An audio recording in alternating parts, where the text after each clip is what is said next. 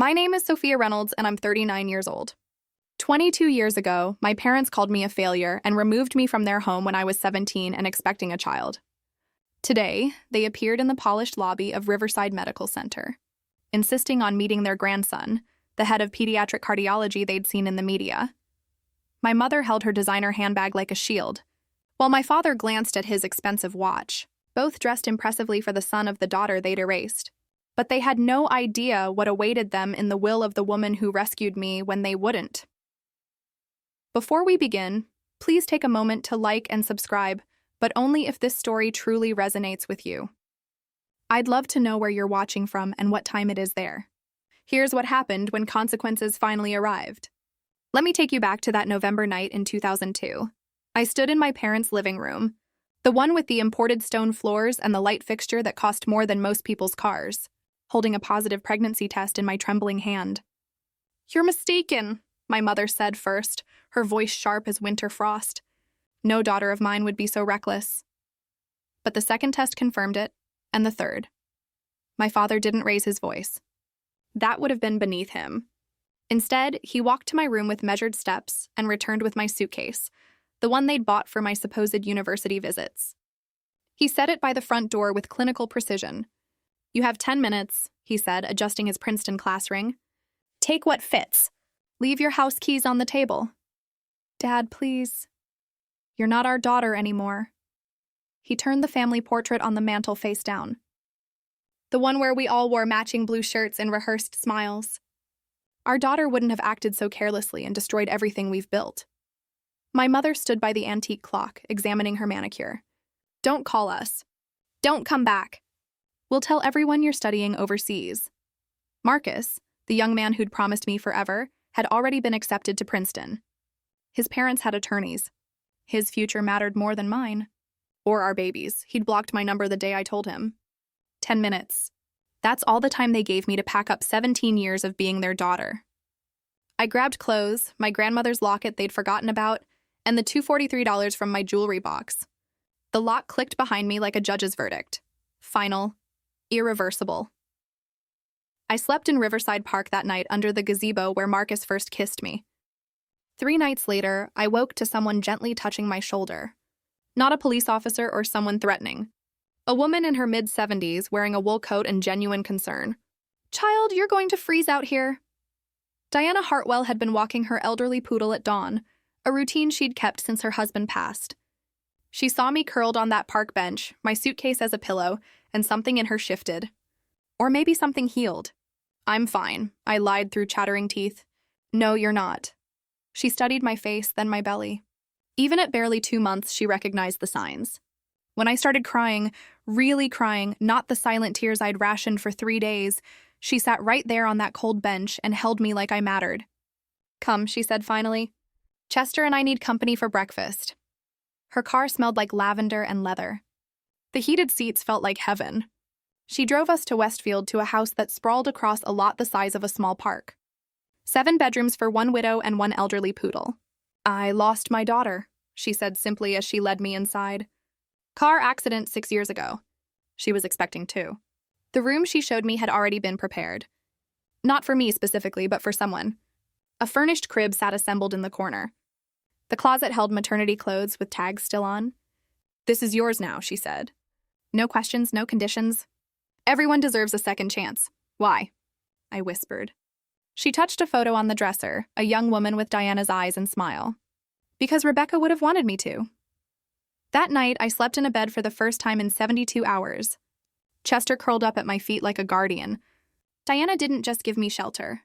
She gave me a future. While my parents told their country club friends I was studying in Europe, I was learning to breathe again in a nursery decorated with stars. Nathan arrived during a January snowstorm, healthy and perfect. Diana held my hand through 19 hours of labor, whispering encouragement when I had none left. She cut the cord when I asked her to. She was the first to hold him after me. "He's remarkable," she declared, though he was only minutes old. I can see it in his eyes. She wasn't wrong. Nathan walked at 10 months, read at 3, and tested into advanced programs before kindergarten. While I took night classes for my diploma, then community college courses online, He absorbed knowledge like other kids absorbed cartoons. Diana owned 3 restaurants: Hartwell's downtown, the Bistro on 5th, and the cafe near the university. She started me as a hostess, then taught me inventory, scheduling, and profit margins. "You're not just working here," she said. "You're learning to run a business."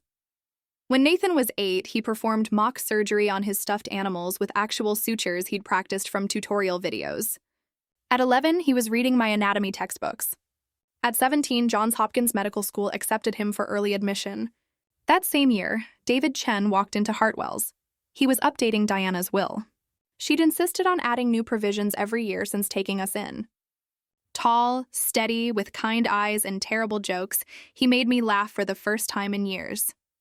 "Your son's extraordinary," he said over coffee that turned into dinner. "His grandmother deserves the credit." "I wasn't talking about Diana," he smiled. "Though she mentioned something interesting about her will, something about protecting the family you choose." Even then, Diana was planning ahead. Everything changed when the Riverside Journal ran the headline, "22-year-old surgeon becomes youngest department chief in state history." Nathan's photo covered half the front page. My son in surgical scrubs standing before the cardiac wing he'd already revolutionized. The article mentioned his full name, Dr. Nathan Reynolds, MD, PhD, my maiden name, the name my parents thought they'd buried. Within hours, the story went viral. Prodigy doctor saves 3 lives in one day. Millennial surgeon revolutionizes heart surgery. The real-life medical genius. My phone buzzed with an unknown number. I almost didn't check the voicemail. Sophia, my mother's voice. After 22 years of silence, "We need to discuss our grandson." "Our grandson? Not your son? Not Nathan? Our grandson?" Like he was property they'd suddenly remembered they'd misplaced. The email started next, sent to my restaurant's public address. Professional, cold. "Dear Sophia, we hope this message finds you well. Recent news has come to our attention regarding Nathan's remarkable achievements. As his grandparents, we feel it's time to reconnect." They signed it from their corporate email, Reynolds Enterprises, the company they'd protected by discarding me. David found me upset in my office, not from sadness, but from anger. "They want him now that he's successful," I said. 22 years of nothing, and now they want to claim him. "What do you want to do?" "Make them disappear again." He pulled me close. "We can do that. But first, let me check something in Diana's papers." She mentioned provisions for this exact situation. That night, Nathan worked a 17-hour shift, saving 2 lives. He had no idea his grandparents existed, let alone that they were circling like vultures who'd spotted opportunity. They started small. A reservation at Hartwell's under a fake name, sitting in my section, watching me work. I recognized my mother's sapphire ring before her face. She'd aged poorly, cosmetic procedures fighting a losing battle with bitterness. "Good evening. I'm Sophia. We know who you are." My father set down his menu like a verdict. "We need to discuss Nathan. You need to leave." They didn't. Instead, packages arrived at the hospital.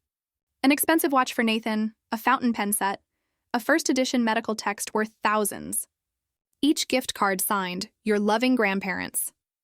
Nathan brought them home confused. "Mom, someone keeps sending me expensive things." "Should I be worried?" "Return them," I said. "All of them."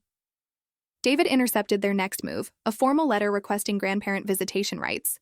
He laughed, actually laughed as he read it to me. "They cited established family bonds," he said. "Bonds they severed with this." He pulled out a photocopy, the document they'd signed 22 years ago, relinquishing all parental rights and responsibilities. "They didn't just remove you, Sophia. They legally disowned you and any children you might have. But they kept pushing." They hired a private investigator who followed Nathan's routine. They contacted the hospital board, introducing themselves as Dr. Reynolds' grandparents, trying to get invited to fundraisers. The final straw came when my mother approached Nathan directly at a coffee shop near the hospital. "You look just like your grandfather," she said, blocking his path. "I'm sorry." "Do I know you?" "I'm your grandmother, sweetheart. Your mother has kept us apart." But Nathan called me immediately. "Mom, some woman claiming to be my grandmother just approached me." "Should I call security?" "Yes," I said. "Always." The call came at 2 a.m. because Marcus always had terrible timing. "Sophia, it's me. Please don't hang up." 22 years and he still thought it would mean something. "What do you want, Marcus?" "I saw the news about Nathan. He's incredible. Our son. Now he was our son. When I was 17 and terrified, Nathan was my problem. Now that he was saving lives and making headlines, Marcus remembered his contribution. He doesn't know you exist, I said. Let's keep it that way. That's not fair. I was 18, Sophia. My parents threatened to what? Disown you, remove you, make you sleep in parks while pregnant? Silence. That's what I thought. I'm divorced now. My business failed. I've lost everything, his voice cracked. I just want to know him. He's my blood. Blood? You blocked my number when I needed you most. Your parents contacted me. The admission hung between us. They think if I'm involved, you'll be more receptive to reconciliation. They're offering to help me financially if I can convince you. I hung up. Then I called David.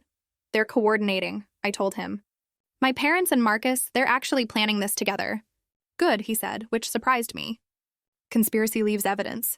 Forward me everything, calls, emails, texts. Diana was very specific about documentation. The next morning, Marcus sent a long email about his paternal rights. He copied my parents. At the bottom, almost hidden in the signature, was the line that confirmed everything. Consultant, Reynolds Enterprises Family Relations. They'd actually hired him. My parents hired the man who abandoned me to manipulate me into letting them near Nathan. Diana had been right about everything. Family isn't blood. It's choice. And some choices once made can't be undone. If you've ever had to stand up against family members who only want you when you're successful, please leave a like to support others fighting for healthy boundaries. Don't forget to subscribe and hit the notification bell. The next part will show you what happens when truth meets spotlight. Where are you watching from and what time is it there? I genuinely want to know if this story reaches others who understand that DNA doesn't equal loyalty. Now let's see what happened when my parents decided to make their demands public. Tuesday, 3:00 p.m. Nathan was 9 hours into a complex pediatric heart surgery when my parents walked into Riverside Medical's main lobby. We're here to see our grandson, Dr. Reynolds, my mother announced to reception, loud enough for everyone to hear. We're his grandparents, the Reynolds of Reynolds Enterprises. The receptionist called security instead of Nathan, but my parents had come prepared. This is ridiculous, my father stated loudly, his voice echoing off the walls. We donate millions to this hospital. Our grandson is department chief. We insist on seeing him. Visitors stopped to stare. Doctors whispered. Someone started recording on their phone. My mother, ever the performer, pulled out a handkerchief. Not tissues, but an actual monogrammed handkerchief. 22 years we've been kept from him, she said emotionally. We just want to meet our only grandchild. Security arrived as I did, David beside me. Ma'am, sir, Dr. Reynolds is in surgery. Then we'll wait, my father declared, planting himself on a leather bench like he owned it, which, given the Reynolds Enterprises plaques on the walls, he probably thought he did. The head of security looked at me. Mrs. Chen, how would you like us to handle this? My mother's emotion stopped instantly. Chen, you remarried. You gave our grandson another man's name. He never had your name, I said quietly. You made sure of that when you signed him away. The gathering crowd murmured. My father's face went red. How dare you? The doors opened. Nathan emerged, still in surgical scrubs, the infant he'd just saved being wheeled to recovery. He looked at the scene. Security, strangers with phones out, 2 well-dressed elderly people causing disruption, then at me. Are these the people who've been following me? Yes, I said. Then I want them removed. He didn't even look at them. Now my parents didn't leave. Instead, they called Channel 9 from the hospital parking lot. Within an hour, news vans surrounded the main entrance. My mother had changed into a designer suit. She'd brought costume changes for her ambush. My father stood beside her, the grieving grandfather in his Princeton tie. We're heartbroken, my mother told reporter Amanda Brooks. 22 years ago, there was a misunderstanding. We were in shock about our teenage daughter's pregnancy. We reacted poorly. But we've been trying to reconnect, to make amends, and we're being denied access to our only grandchild. She dabbed her eyes with that same monogrammed handkerchief, careful not to disturb her makeup. Dr. Reynolds is a medical pioneer, the reporter prompted. You must be proud. Incredibly proud, my father said, though he'd never seen Nathan save a life, hold a patient's hand, or stay awake for 30 hours to perfect a procedure. The Reynolds family has always valued excellence. It's in his nature. In his nature? The nature they'd rejected when it was growing inside me. What would you say to your daughter now? Amanda asked. My mother looked directly at the camera. Sophia, sweetheart, we forgive you. We just want our family back together. Please don't punish Nathan for our mistakes. They forgive me. They forgive me. The segment aired at 6. By 7, it had 50,000 views on their social media page, the one my mother managed like a lifestyle blog. The comments poured in. Family is everything. Let them see their grandson. Why so harsh, Sophia? David shut his laptop. They just made a critical error. Going public? No, claiming they forgive you? That's an admission of wrongdoing. And we have the documents that show exactly what they did wrong. The hospital's chief administrator called me in for a meeting the next morning. Sophia, this situation is becoming complicated, Dr. Morrison said, fidgeting with his expensive pen. The Reynolds have donated substantial amounts over the years. The board is concerned. Concerned about what? The optics. Perhaps one supervised meeting would resolve everything. Would you meet with people who discarded you?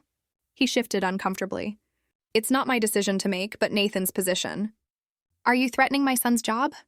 No, just considering all angles. At Hartwell's, customers suddenly had opinions. Family is complicated, one regular told me while I refilled her wine. But forgiveness is important. Don't you think? Even my staff whispered when they thought I couldn't hear. 22 years is a long time to hold a grudge. A grudge like being disowned while pregnant was equivalent to a forgotten birthday. Nathan came home exhausted, dark circles under his eyes. Mom, I had 3 surgeries delayed today because reporters kept trying to get into the surgical wing. I'm sorry, sweetheart. I'll fix this. It's not your fault. He collapsed on the couch. But maybe if we just met with them once? No, I could tell them to leave us alone in person. Nathan, they signed papers stating you don't exist to them legally. He was quiet for a moment. Can I see these papers? David had been waiting for this. He pulled out the folder he'd been carrying for days, ready for when Nathan would ask. This is what they signed, David said. The day they removed your mother. Nathan read slowly, his surgeon's hands steady despite the words that should have shaken anyone. November 18th, 2002, Nathan read aloud. We, William and Catherine Reynolds, hereby relinquish all parental rights and responsibilities to Sophia Reynolds and any children born or unborn. His voice stayed clinical, like he was reading a patient chart, but his knuckles were white. They signed this while you were pregnant with me? Yes. And this line, we acknowledge no financial, emotional, or legal obligations. They wrote that. Their attorney did. They signed it. He set the paper down carefully, the way he handled scalpels. Tell me everything, Mom, from the beginning. So I did.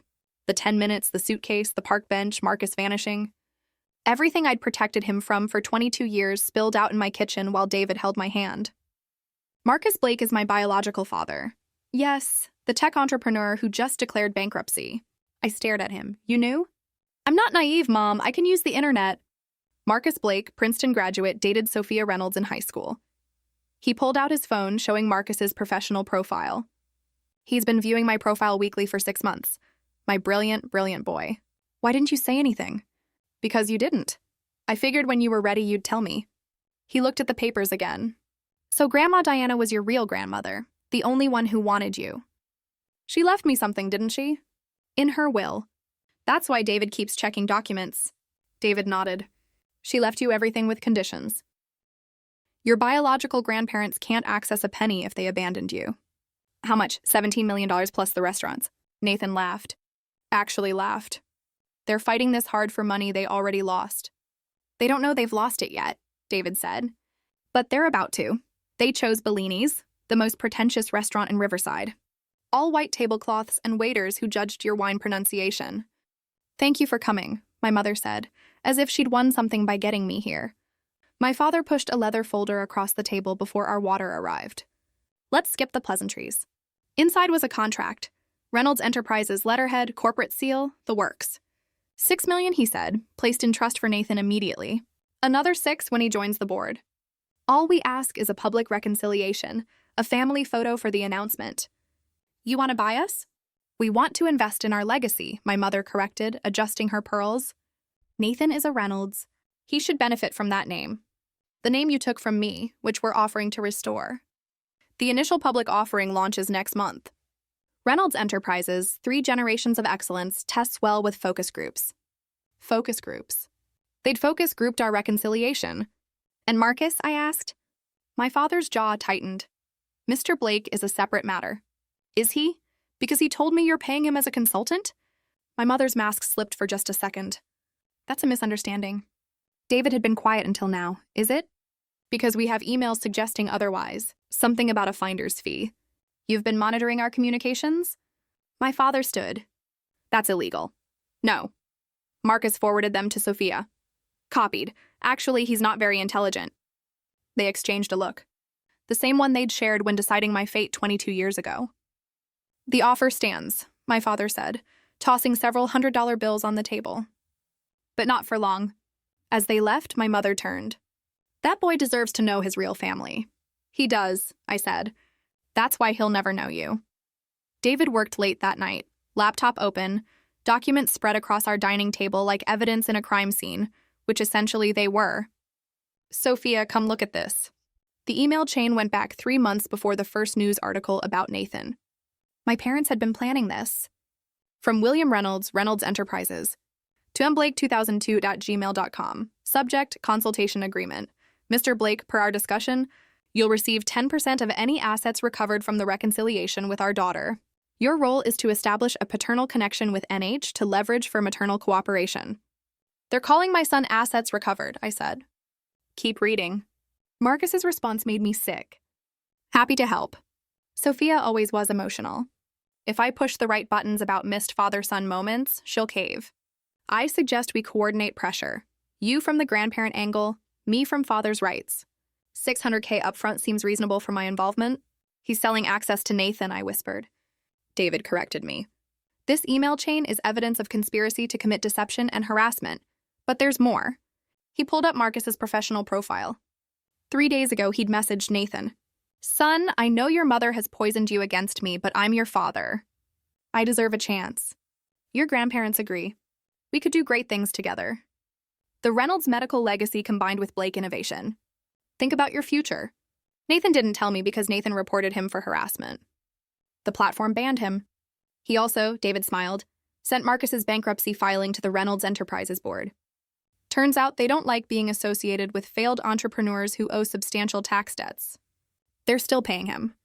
The board voted yesterday to terminate all consultant contracts. Your father doesn't know yet. Sometimes consequences need a good attorney to help them along. David unlocked Diana's safe with the combination she'd made me memorize. 01/15/2003, the day Nathan was born. She updated this every year, he said, pulling out the leather-bound document. But this provision never changed. He flipped to page 7, paragraph 4, highlighted in yellow. Should any biological family member who previously abandoned, disowned, or rejected my chosen daughter, Sophia Reynolds, or her son, Nathan Reynolds, attempt to claim relationship or assets after achieving success or recognition, they shall be permanently barred from any inheritance, property, or financial benefit from my estate. She knew this would happen. She planned for it. Look, he clicked play on a tablet. Diana's face filled the screen, recorded just months before her passing. If you're watching this, Diana said, her voice still strong despite the illness, then William and Catherine Reynolds have emerged from wherever they've been hiding. Hello, Mr. and Mrs. Reynolds. Yes, I know exactly who you are. I hired investigators the day I met Sophia. I know about the 10 minutes, the suitcase, the family portrait you turned face down. My throat tightened. Even near death, she'd protected us. You discarded a treasure, Diana continued. I found her. She became my daughter in every way that matters. Nathan became my grandson. And you? You're nothing. Ghosts. Signatures on a paper that ensures you'll never hurt them again. The video, Diana looked directly at the camera. Sophia, my darling, they'll come with money and promises. Don't believe them. You have everything. The restaurants, the investments, this house. $17 million, all in your name, protected in trust. They can't touch it. They can't touch you, be free. The timestamp showed she'd recorded it the day before she passed. This is the beautiful part, David said, pulling out another document.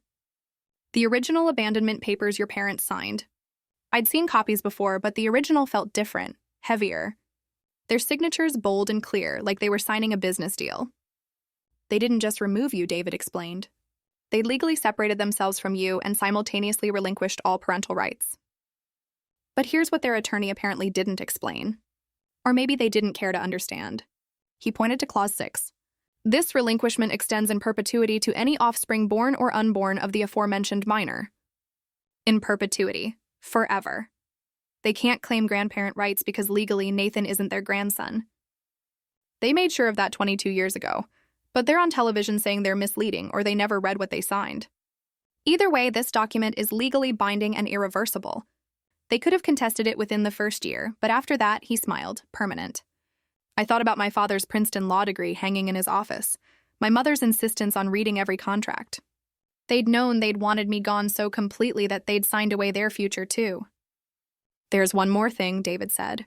If they continue harassment after being shown these documents, we can file for a restraining order, criminal harassment charges. They could face legal consequences. They'd never risk that. Their reputation? Exactly. So we give them one chance to walk away quietly.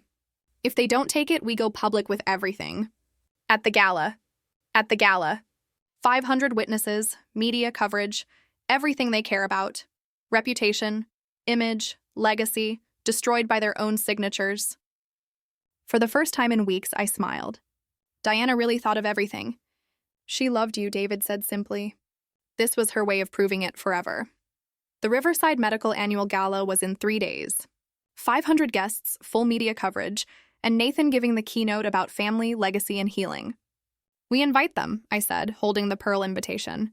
All 3 of them. David raised an eyebrow. You're sure? Diana left us the tools. Time to use them. I wrote each invitation by hand. Dear Mother and Father, please join us at the Riverside Medical Gala to receive your inheritance from the Diana Hartwell estate. Formal documentation will be provided. Sophia. Dear Marcus, your presence is requested regarding Nathan's paternity and your parental status. Legal clarification will be provided? Sophia Reynolds Chen. They'll think they've won, David said, sealing the envelopes. Let them. Nathan reviewed his speech one more time. You want me to mention Grandma Diana, but not them? Mention your real grandmother, the one who loved you. And when they stand up to claim credit, that's when David presents the documents. We'd reserved a table front and center for them. Table 1. Impossible to miss. Impossible to leave without everyone noticing. The hospital board will be there, David noted. Reynolds Enterprises investors. Everyone they care about impressing. Good. I called the foundation coordinator. Yes, we're announcing the Diana Hartwell Foundation for Teen Mothers. $6 million initial funding. 12 medical school scholarships. Everything was in place. What if they don't come? Nathan asked. They'll come. Their pride won't let them miss it. David pulled up the responses an hour later. All 3 had responded yes within minutes of receiving the invitations. They think they've won, he said. Perfect. The best defeats come when victory seems certain. The moment of truth is approaching. If you've ever had to stand up to those who should have protected you, comment strength below. I read every single comment, and I'm deeply moved by this community supporting each other. Don't forget to subscribe and hit the notification bell. You need to see what happens when signatures from the past destroy futures built on deception. The gala is about to begin, and every camera in that room will capture the moment my parents learn that some choices can never be undone. Let's continue. The Riverside Medical Ballroom glittered with established wealth and new hope. Crystal chandeliers, white orchids on every table, and my parents at table 1, holding court like royalty. My mother wore vintage designer fashion, the suit she'd saved for special victories. My father kept checking his expensive watch, probably calculating when to make their grand gesture. Marcus sat beside them, fidgeting in a rented suit that didn't quite fit. Ladies and gentlemen, the host announced. Please welcome our keynote speaker, Dr. Nathan Reynolds. My son walked to the podium in scrubs. Not a suit, not formal wear, but the uniform he'd earned saving lives. The audience murmured. My parents' smiles tightened.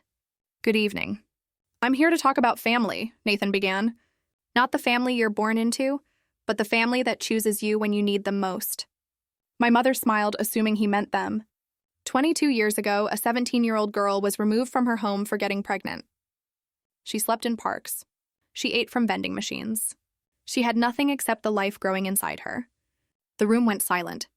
My father's hand froze on his champagne glass. Then Diana Hartwell found her. A widow with no obligation to help. No reason to care except that she understood what family really meant. Diana became my grandmother. She gave my mother shelter, dignity, purpose. She gave me life. On the screen behind him, Diana's photo appeared. 20 feet tall, smiling, radiant. Everything I am, Nathan continued, I owe to two women. My mother, Sophia Reynolds Chen, who gave up everything for me, and my grandmother, Diana Hartwell, who proved that love isn't about blood, it's about showing up. My parents were no longer smiling. Tonight, I'm announcing the Diana Hartwell Foundation for Teen Mothers, Nathan said, his voice carrying across 500 silent guests. $6 million in initial funding, housing, childcare, education, and hope for young mothers abandoned by their families. The screen changed. Diana's video message began playing. Hello, my dear ones. Diana's voice filled the ballroom. If you're watching this, then my grandson Nathan is doing exactly what I knew he would. Changing lives, healing hearts, being the person I always knew he'd become. My mother started to stand. My father grabbed her wrist, pulling her down. Family, Diana continued, isn't about genetics or last names or inheritance. It's about presence. When Sophia needed family most, where were the Reynolds? When Nathan took his first steps, spoke his first words, performed his first surgery, where were they? The camera panned across the crowd. Every eye was on table one. I leave everything to my real family, Diana said. To Sophia, my daughter by choice. To Nathan, my grandson by love. And to those who abandoned them. She looked directly into the camera. Bold, deliberate, undeniable. You receive nothing. The screen froze on Diana's face. The ballroom was completely silent. David stood, documents in hand. Ladies and gentlemen, if I may have a moment. He walked to the front, his voice calm and clear. 22 years ago, William and Catherine Reynolds signed a legal document. The screen changed to the abandonment papers, enlarged for everyone to see. This document, David continued, legally emancipated their pregnant 17-year-old daughter and relinquished all parental rights to any children she might have. He pointed to the signatures. These are their signatures. Notarized, witnessed, filed with the court. This extends in perpetuity, David continued.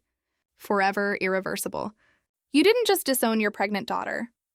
You legally disowned every generation that would come from her. We didn't know. My mother started. You didn't know? David pulled up another document. Mr. Reynolds, you have a Princeton law degree. You knew exactly what you were signing. My father's mouth opened and closed. But that's not all, David said. Let's discuss what happens when you abandon someone, then try to claim their inheritance. The crowd leaned forward. Even the waitstaff had stopped to watch. 22 years ago, you discarded Sophia. Diana Hartwell found her, loved her, raised her grandson as her own. And when Diana passed, she left very specific instructions about blood relatives who abandoned family. That money should be ours, my father stated loudly. We're the biological grandparents who signed away all rights. Look at the screen, Mr. Reynolds. Look at your signature. That's your handwriting saying Nathan doesn't exist to you. Channel 9's camera captured everything. Amanda Brooks held her microphone toward the stage, broadcasting live. Every person in this room, David said, every camera, every phone, they're all witnessing the truth. You abandoned a pregnant teenager. You signed away your grandchild. And now you want to profit from his success. The disapproval in the room was palpable. People actually turned their backs on table one. Now, David said, let's discuss Diana Hartwell's will. The screen changed to the official probate documents, complete with official seals and notarizations. Article 7, Section 4. Any biological family member who previously abandoned, disowned, or rejected Sophia Reynolds or Nathan Reynolds shall be permanently excluded from all inheritance, property, or financial benefit from this estate. She can't do that, my mother said loudly. She can, and she did. The estate is worth $17 million. The restaurants, the properties, the investments, all of it goes to Sophia and Nathan. You, Mr. and Mrs. Reynolds, receive nothing. But more importantly, David clicked again, showing a video timestamp. Diana left you a personal message. Diana appeared on screen again, but this was different footage. She was looking directly at the camera, directly at my parents. William and Catherine Reynolds. Diana's voice rang out. I know you're watching this, probably in a room full of people you're trying to impress. Good. Let them all hear this. You are the worst kind of cowards. You discarded a treasure because you feared judgment. I found that treasure. I nurtured it. I helped it shine. My mother collapsed into her chair. You had 10 minutes to pack your daughter's life. So I'm giving you the same. 10 minutes to leave this gala, leave the city, and leave Sophia and Nathan alone forever, starting now. David looked at his watch. That's 8:47 p.m. At 8:57, if you're still here, I file the restraining orders, the criminal harassment charges, everything. The ballroom was silent, except for the ticking of the massive clock on the wall. 9 minutes, David announced. My parents looked at each other, then at the exits, then at the hundreds of phones recording their humiliation. Mr. Blake, David turned to Marcus, who was trying to shrink into his rented suit. Let's discuss your consulting agreement. The emails returned to the screen. David read each one slowly, letting the words sink in. Sophia always was emotional. Push the right buttons. $600,000 upfront seems reasonable for my involvement. That's taken out of context, Marcus stammered. Is it? Let's see the context. David clicked through the entire chain. You approached the Reynolds. You offered to manipulate the mother of your child for money. You called your son an asset to be recovered. Nathan stepped back to the microphone. Mr. Blake, I want you to know something. I've known who you were since I was 16. I looked you up. I found your Princeton graduation photos, your wedding announcement, the birth announcements for your other children, the ones you didn't abandon. Marcus's face went pale. I watched you build your life while my mother built hers alone. I saw your startup announcements, your business mentions, your perfect family photos, and I felt nothing. You know why? Because David Chen taught me to play catch. David came to every surgery observation. David is my father in every way that matters. But I'm your biological. You're a sperm donor who's now bankrupt and desperate enough to sell access to the son you never wanted. The tax authorities already know about your bankruptcy issues. By the way, we forwarded them your emails about hiding assets. Someone in the crowd laughed. Then another. Marcus was surrounded by the sound of derision from people who'd once respected the Blake name. 8 minutes remaining, David announced. Mr. and Mrs. Reynolds, Mr. Blake, I suggest you leave now. My father stood, trying to salvage dignity from disaster. This isn't over. We'll take legal action. The ballroom doors opened. A process server walked in, followed by 2 police officers. William Reynolds, Catherine Reynolds, Marcus Blake. The server held up official documents. You're being served with emergency restraining orders. He handed them each a packet while 500 people watched. These are temporary orders effective immediately. You are prohibited from coming within 500 feet of Sophia Chen, Nathan Reynolds, or David Chen. No contact through any medium. No calls, texts, emails, or third-party messages. The hearing for permanent orders is in 2 weeks. You planned this, my mother said sharply to me. No, I said, standing. You planned this 22 years ago when you signed those papers. I'm just finishing what you started. The officer stepped forward. Folks, you need to leave the premises now or you're violating the order. This is assault, my father stated loudly. This is consequence, the officer said calmly. Something I understand you're not familiar with. You have 5 minutes before we arrest you for violation. My mother grabbed her designer bag like a life preserver. You'll regret this, Sophia. The only thing I regret, I said loud enough for everyone to hear, is spending 17 years thinking I needed your love. They walked toward the exit, Marcus trailing behind them. At the door, my father turned one last time. That boy is our blood. Blood? Nathan called out. You bled my mother dry and left her for nothing. Diana gave her a transfusion of real love. That's the only blood that matters here. The doors closed behind them. The entire ballroom erupted in applause. The applause died down as Nathan returned to the podium, this time with me beside him. Ladies and gentlemen, he said, let me tell you what we're really here to celebrate. The screen showed a mock-up of a building. The Diana Hartwell Center for Young Mothers, $6 million in initial funding, 12 full medical school scholarships for children of teen mothers, housing for 25 families at a time, childcare during classes, job training, everything my mother needed 22 years ago and found in one extraordinary woman. I took the microphone. Every young mother who comes to us will get what I got from Diana. Not judgment, but support. Not shame, but dignity. Not abandonment, but family. The first scholarship recipient is here tonight, Nathan announced. Jessica Martinez, 18, graduating valedictorian while raising her daughter. Jessica, would you stand? A young woman rose holding a baby, tears streaming down her face. The ovation was thunderous. Jessica will attend Johns Hopkins Medical School this fall. Full scholarship with on-site childcare, I said, because that's what Diana would have done. David joined us on stage. We're also announcing that Reynolds Enterprises Board has voted to redirect their annual charitable giving, the substantial amounts they donated to this hospital over the years. It's being matched by an anonymous donor for the Diana Foundation. I knew that anonymous donor. It was the combined savings of every family Diana had helped over the years, paying it forward. In 1 year, Nathan said, "We'll have helped 60 young mothers. In 10 years, 600. In 22 years, when some other scared 17-year-old gets pregnant, she won't sleep in a park. She'll call us." The standing ovation lasted 5 minutes, but the sweetest sound was the silence from table 1, now empty forever. 3 weeks later, David showed me the business news. Reynolds Enterprises stock dropped 32%, he said. The board called an emergency meeting. Your father was voted out as CEO. The scandal had spread beyond Riverside. Family values hypocrites ran in major business publications.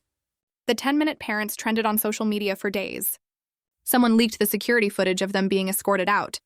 It had 14 million views. They're selling the house, David continued, pulling up the real estate listing. The Westfield mansion was listed far below market value. They need the cash for legal fees. Their attorney had tried to contest the restraining orders. The judge not only upheld them but made them permanent after seeing the evidence. What about Marcus? Worse, his ex-wife's attorney subpoenaed our emails. Turns out hiding money from bankruptcy court while owing substantial child support is a federal offense. He's facing 3 years. I felt nothing. Not satisfaction, not pity, just nothing. They moved to Arizona, David added. Phoenix, your mother's sister, took them in. They're living in her guest house. From a 7-bedroom mansion to a guest house, from society galas to exile. The best part? David smiled. Remember their church? The one where your father was an elder? They were asked to find a new place to worship. Apparently, abandoning pregnant teenagers doesn't align with their values. Every institution they'd valued more than me had rejected them. Are you okay? David asked. I'm free, I said. For the first time in 22 years, I'm completely free. That night at dinner, we gathered for our weekly meal, the tradition Diana started, and we'd never stopped. Nathan carved the roast using the technique Diana taught him when he was 13. So I saved 3 lives this week, he said casually, like he was discussing the weather. Show off, David teased, pouring wine from Diana's collection. The youngest was 5 months old, Nathan continued. Her mother was 18. She reminded me of someone. He looked at me with those eyes that still saw wonder in the world despite everything. I told her about the foundation. She cried. Mom said she'd been sleeping in her car for a week. Not anymore, I said. She moves into the center tomorrow. This was our family. No genetic tests required, no blood certificates needed, just presence, consistency, and choice. Diana's portrait hung where the television used to be. We'd rather look at her than any screen. Fresh orchids sat beneath it, replaced weekly, her favorite. I'm getting married next month, I announced. David nearly dropped his wine. You're supposed to let me propose first. Diana always said I should speak up for what I want. I pulled out the ring I'd bought him. So, David Chen, will you make this official? Nathan laughed. Really laughed the way he did as a child. Mom, you just proposed at dinner over pot roast. Diana would approve, David said, sliding the ring on. Yes, absolutely, yes. We toasted with Diana's crystal glasses, the ones she saved for celebrations. In the candlelight, I could almost see her smiling. This was family. Not perfect, not traditional, but real, chosen, permanent. And somewhere in Arizona, in a guest house, 2 strangers I once called parents were learning what I'd known for 22 years. Some choices can't be undone, but better choices, those can be made every single day. Thank you for staying with my story. If you've ever had to choose between blood and happiness, remember this. Real family shows up when the world walks away. Like and subscribe if this story reminded you that justice exists, even when it takes 22 years. Share this with anyone who needs to hear that they deserve unconditional love. Comment family if you believe in chosen families, not forced ones. And if you're that scared 17-year-old somewhere sleeping in your car or on a friend's couch, you're not alone. There's help. There's hope.